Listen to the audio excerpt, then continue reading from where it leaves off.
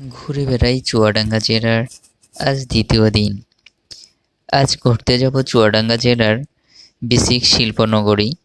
এটির অবস্থান ডিঙ্গেদা বাজার থেকে সামান্য একটু দূরে, আহ, ডিঙ্গেদা দাখিল মাদ্রাসার অপোজিটে, ঠিক ঝিনাইদহ এবং চুয়াডাঙ্গা হাইওয়ের পাশেই। আপনারা যারা চুয়াডাঙ্গা থেকে ঘুরতে যাবেন তারা ঝিনাইদহ হাইওয়ে ধরে যেতে পারেন, আর যারা ঝিনাইদহ থেকে চুয়াডাঙ্গার দিকে আসবেন তারা ও একইভাবে আসতে পারে। তো জায়গাটা যারা পরিবার পরিজন নিয়ে শহরের বাহিরে একটু কোলাহলমুক্ত পরিবেশে ঘোরাফেরা করে দেখতে চান, তাদের জন্য খুব ভালো লাগবে। জায়গাটা এখনো পুরোপুরি কার্যক্রম শুরু হয়নি, এখন হচ্ছে প্লট ওয়ার্কিং চলছে, যার কারণে আপনারা নিরিবিলি পরিবেশে ঘোরাফেরা করতে পারবেন।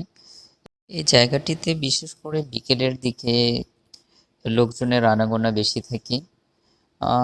আর ওই সময়টাতে বেশি ভালো লাগে, পরিবেশটা অনেকটা ঠান্ডা থাকে। চুয়াডাঙ্গাতে যে গরম, বাপরে বাপ, তা বলার অপেক্ষা রাখে না। আর এখানে রাস্তাগুলো বিভিন্ন ব্লক করা আছে, যার কারণে আপনারা এর ভিতরে ব্লক ধরে হাঁটাচলা করতে পারেন। অনেকে আসে বাইক নিয়ে ঘুরতে।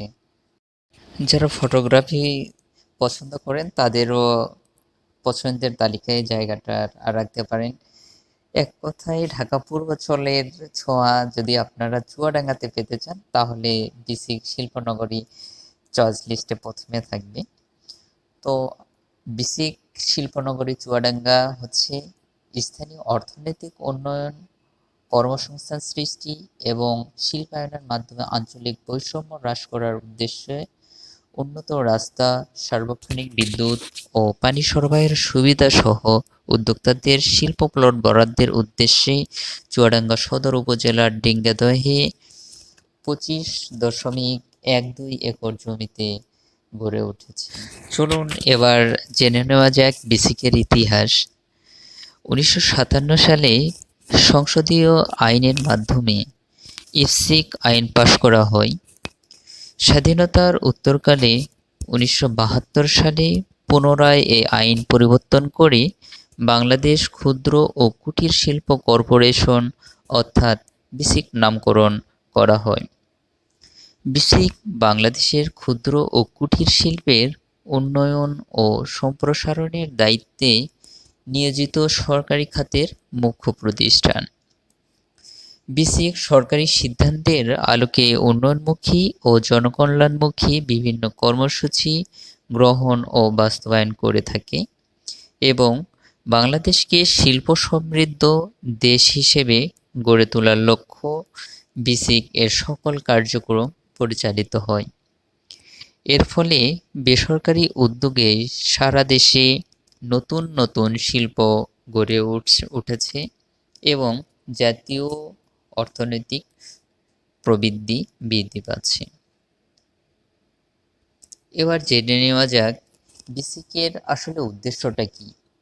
মূল যেসব উদ্দেশ্য রয়েছে তার মধ্যে উল্লেখযোগ্য কিছু উদ্দেশ্য হচ্ছে: কর্মসংস্থান সৃষ্টি, দারিদ্র্য বিমোচন, ভারসাম্যপূর্ণ আঞ্চলিক উন্নয়ন, দেশের আর্থসামাজিক উন্নয়ন, অর্থ ও মানব সম্পদের সর্বোচ্চ ব্যবহার নিশ্চিতকরণ।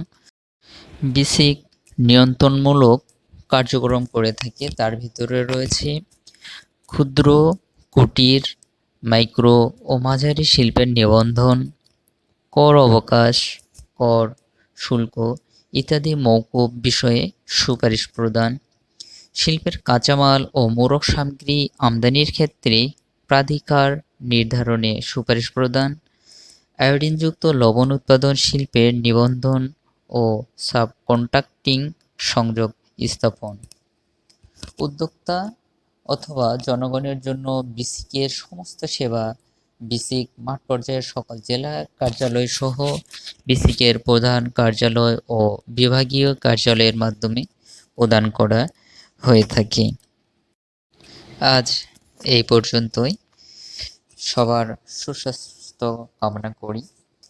যদি ভিডিওটিতে কোনো তথ্যের ভুল থেকে থাকে তাহলে আপনারা ক্ষমাসুন্দর দৃষ্টিতে দেখবেন এবং সঠিক তথ্য কমেন্টে জানিয়ে দিতে পারেন।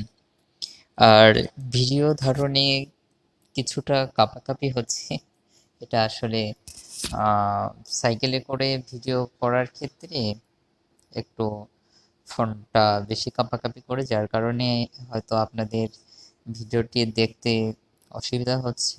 এই জন্য আপনাদের কাছে ক্ষমা চাচ্ছি। সবার সুস্বাস্থ্য কামনা করে আজ এখানেই। ধন্যবাদ সবাইকে। আসসালামু আলাইকুম রহমতুল্লাহ।